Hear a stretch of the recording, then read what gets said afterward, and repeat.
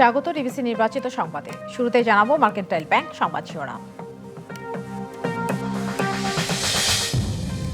একটিকে নামিয়ে আরেক দলকে ক্ষমতায় বসাতে অভ্যুত্থান হয়নি।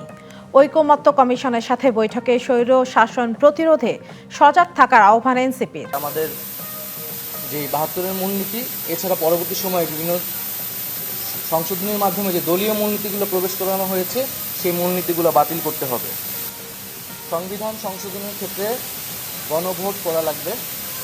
উচ্চকক্ষ নিম্নকক্ষের 2/3 মাধ্যমে হওয়ার পরেও আমরা গণভোটে যেতে হবে সংবিধান সংশোধনের জন্য।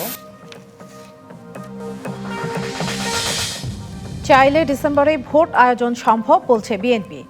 লন্ডনে বেগম খালেদা জিয়া জামায়াত আমির বৈঠক নিয়ে রাজনীতিতে চাঞ্চল্য।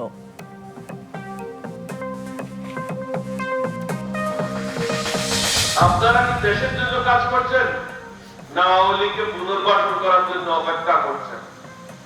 আমাদের সন্দেহ হয় আপনারা দেশের জন্য কাজ করছেন না, আপনারা বরং আওয়ামী লীগ থেকে পুনর্বাসনের অপেক্ষায় আছেন। সরকারের বিরুদ্ধে আওয়ামী লীগকে পুনর্বাসনের অভিযোগ এলডিপির। পুলিশের নিষ্ক্রিয়তা পেলে ব্যবস্থার হুঁশিয়ারি স্বরাষ্ট্র উপদেষ্টার।